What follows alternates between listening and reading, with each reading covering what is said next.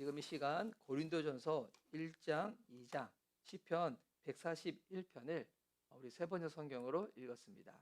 오늘 그 중에 우리가 함께 묵상을 나눌 부분은 고린도전서의 앞부분입니다. 우리 1장 1절에서 3절 부분, 오늘 우리 묵상 이 본문입니다. 고린도전서 1장 1절에서 3절은 바울이 고린도 교회에 보낸 편지의 앞부분이죠. 소도입니다.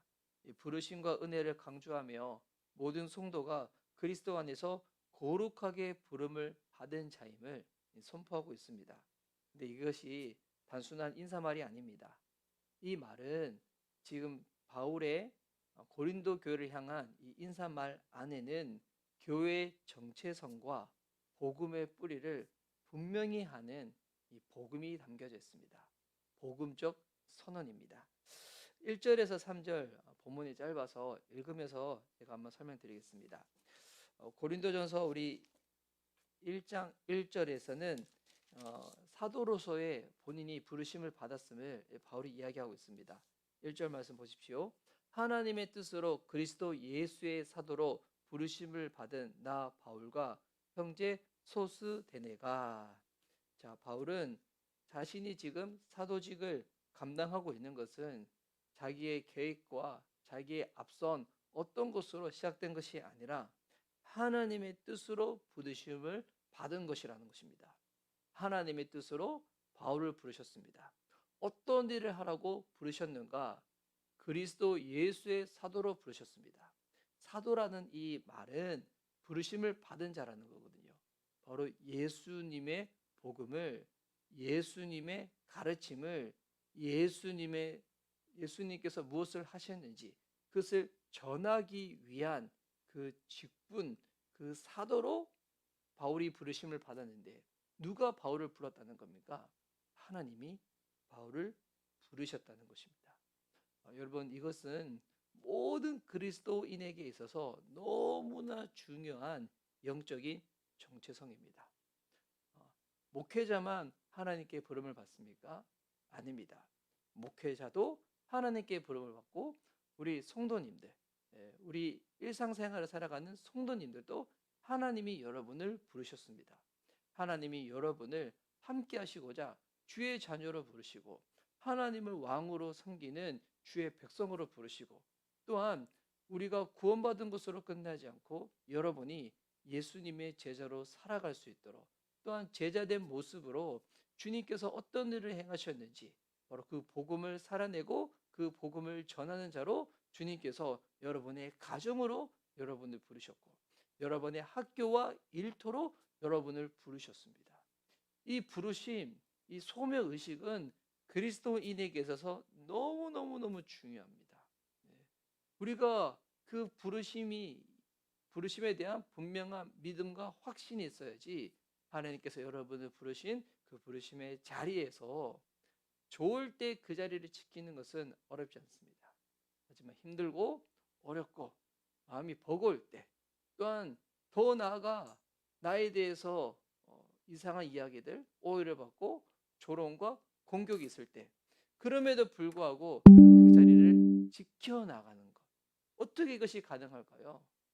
바로 부르심입니다. 내가 하고 싶어서 하는 것이 아니라 하나님이 나를 그 직분으로, 그 일로 나를 부르셨다. 이에 대한 믿음으로 우리가 그 자리, 그 일을 섬기며 나아가는 것입니다. 우리 완전하지 않습니다. 부족한 거 많이 있죠. 실수도 합니다. 게으를 때도 있습니다. 하지만 그것으로 주저앉아 절망하며 끝내는 것이 아니라 다시금 일어서게끔 하는 그 힘, 그 시작, 그 동기, 하나님이 나를 부르셨다는 것입니다. 그래서 이 부르심을 받은 자들이 우리 한 영역에만, 한 곳에만 부르심을 받은 것이 아니죠. 다양한 곳에 부르심을 받습니다. 그래서 다양한 곳에 부르심을 받은 우리들이 합력하여 이렇게 주님 앞에 믿음을 지켜 나아갈 때 주님은 크신 주님의 선을 이루어 가시는 거죠. 그래서 로마서 8장에 있는 말씀처럼 하나님을 사랑하는 자, 곧 그 뜻대로 부르심을 입은 자들에게는 하나님이 합력하여 선을 이루신다는 겁니다. 여러분, 결국 누가 부르심을 받고 누가 그 부르심 앞에서 끝까지 믿음으로 순종하며 나가는 겁니까? 하나님을 사랑하는 자, 여러분, 주님 사랑하십니까? 여러분의 믿음의 순종으로, 삶으로 반응해 보십시오. 2절 말씀 읽겠습니다. 고린도에 있는 하나님의 교회에서 이 편지를 씁니다. 그리스도 예수 안에서 거룩하여지고 성도로 부르심을 받은 여러분에게 문안 드립니다. 여기 보니까 고린도에 있는 하나님의 교회, 이 편지를 쓴다는 거예요. 여러분, 지금의 시대에서 우리가 예수님 믿고 교회를 출석하고 교회 한 구성원이 되었을 때 우리 교회는 이렇게 오래된 상가 건물에 예배당이 있죠. 여러분, 근데 교회가 무엇입니까? 건물이 교회입니까? 아니죠. 시스템이 교회입니까? 아니죠. 성경 공부가 교회입니까? 아니죠. 여러분, 그래서 어떤 교회는 상가 있기도 하고 지상이 있기도 하고 단독 건물로 있기도 하고, 심지어 요즘 어떤 교회들은 건물을 가지고 있지 않는 교회들도 있죠. 공간이 없는 교회들도 있죠. 그래서 빌려서 공유해서 그렇게 주일에 한 번만 빌려 쓰는 그런 교회들도 있고, 만약 건물이 교회라면 여러분, 이거는 참 이게 있다고 말해야 되나 없다고 말해야 되나 그럴 수 있습니다. 근데 바울은 분명히 말하고 있습니다. 고린도에 있는 하나님의 교회, 이 편지를 쓴다는 거예요. 고린도에 있는 하나님의 교회가 있습니다. 이 교회의 이 교회가 도대체 무엇인가 이어서 나오죠. 그리스도 예수 안에서 거룩하여지고 성도로 부르심을 받은 여러분에게 문안을 드립니다. 교회가 무엇입니까? 그리스도 예수 안에서 거룩해진 성도로 부르심을 받은 여러분, 예수님 믿는 사람들, 그 공동체, 그렇게 함께 모인 그 사람들이 교회라는 것입니다. 당시 이 고린도 교회에는, 당시 고린도 교회뿐만 아니라 이 예수님, 이 성경에 나오는 신약 시대 모든 교회들은 지금처럼 큰 건물에 많은 사람들이 모여가지고 이렇게 한 것이 아니라 가정에서 모였어요. 소수의 사람들이 가정에서 모여서 그렇게 교회를 구성하고 있었던 것입니다. 그 정확히는 고린도에 있는 가정교회에 사도 바울이 편지를 보내는 거예요. 이 고린도의 가정교회가 하나만 있는 게 아니겠죠. 여러 교회들이 있겠죠. 그 교회들에게 바울이 이 편지를 보내는 것입니다. 그리고 또 이어서도 이렇게 말합니다. 또 각 처에서 우리 주 예수 그리스도의 이름을 부르는 모든 이들에게도 아울러 문안드립니다. 예수 그리스도는 이 사람들의 주님이시며 우리의 주님이십니다.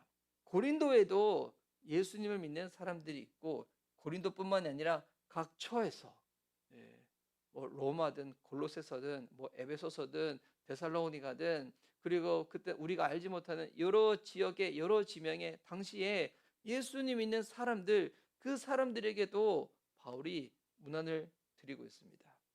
여러분, 교회는 바로 그리스도 안에서 구별된 사람들의 모임, 공동체입니다.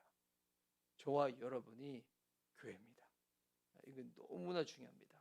이에 대해서 우리가 흔들리지 말아야 됩니다.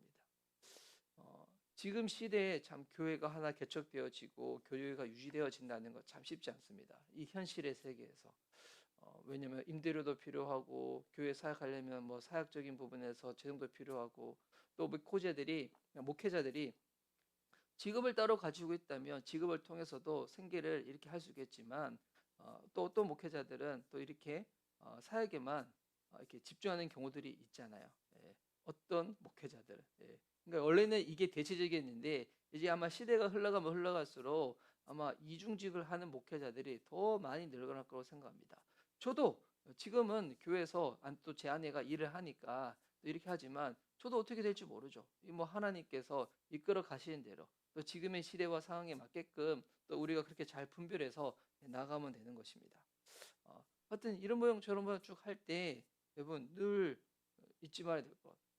요 건물을 유지하기 위해서 교회가 존재하는 것이 아니라 교회인 우리 공동체 사람들이 함께 예배드리기 위해서 필요로서 이곳에 모이는 거죠. 예. 여러분, 이게 그 말이 그 말 아닌 거라고 생각할 수 있는데 완전히 다른 겁니다. 예.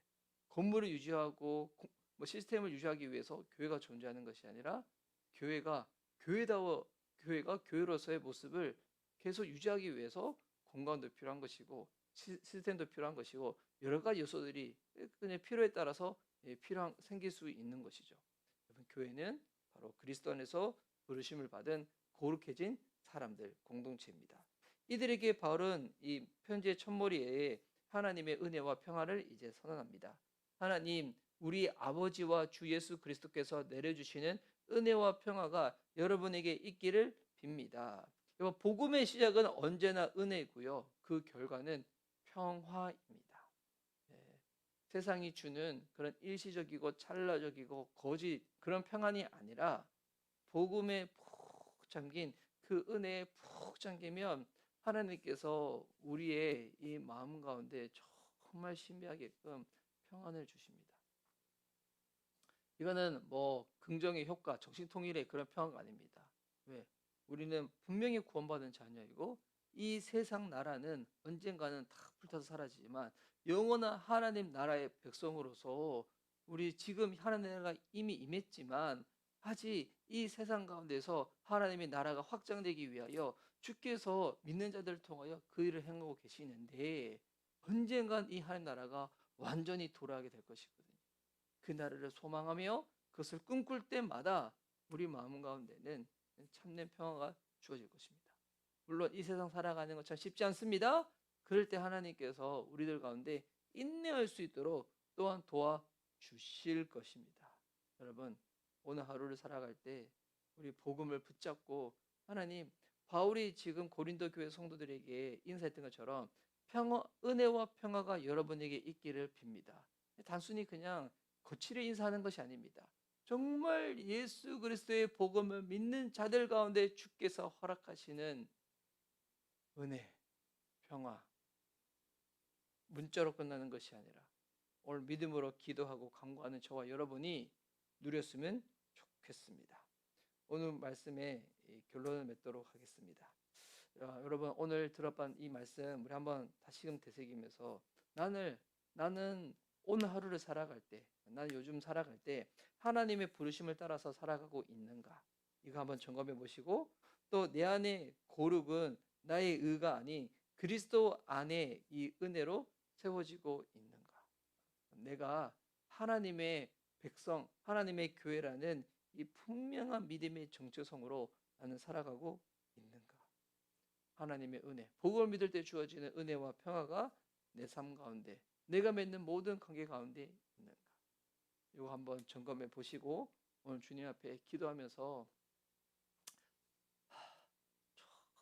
정말 복음이 날마다 나를 새롭게 하고 살리게 한다는 것, 하나님, 이것을 오늘 또 경험하는 하루가 되기를 소원합니다.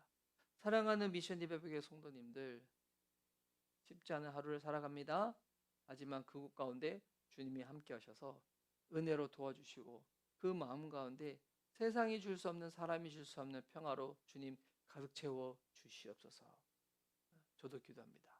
여러분, 그것을 누리며 나아갈 수 있는 오늘 하루 될 수 있기를 예수님의 이름으로 축복합니다. 아멘. 기도막 들고 기도하는 시간 갖도록 하겠습니다.